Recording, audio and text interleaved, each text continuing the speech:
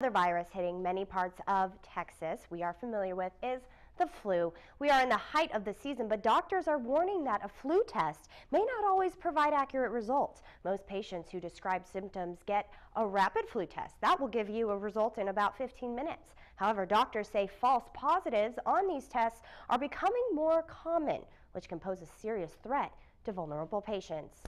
Medical professionals say no one should rely on these quick tests alone. You should always consult with a doctor on flu-like symptoms. They also remind us it's never too late to get a flu shot.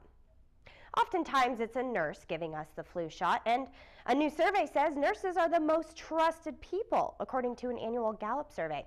They are winning the title for the 16th year. 82% of the public say nurses have a high ethical and honesty standard. They've topped the list almost every year since they were added in '99, except in 2011. Firefighters were ranked the highest that year after the September 11th attacks. Car crashes continue to be reported during the cold weather. Take a look at these pictures posted by the Cisco Police Department. Throughout the past few days, the Texas Department of Public Safety reports 3 people dying on different roads because of car crashes in the Big Country.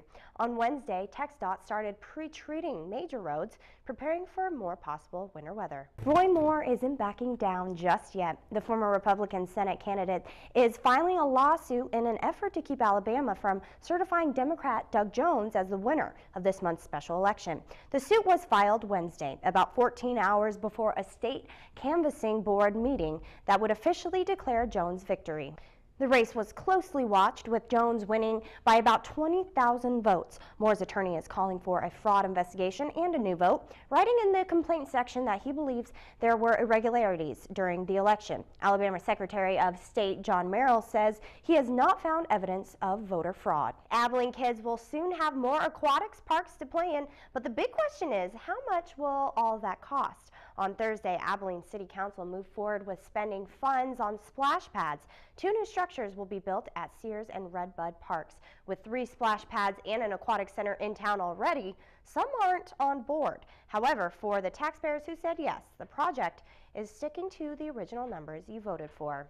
More pregnant women are coming forward saying yes, pot cures my morning sickness and anxiety. KEN's 5's Sharon Coe spoke with a San Antonio mother who used marijuana during all of her pregnancies.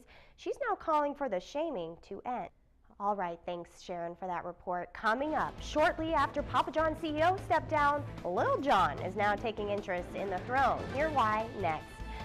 Plus, a Houston Harvey victim went to the extreme just to get to work, taking a 14-hour walk. We'll have that story when we return.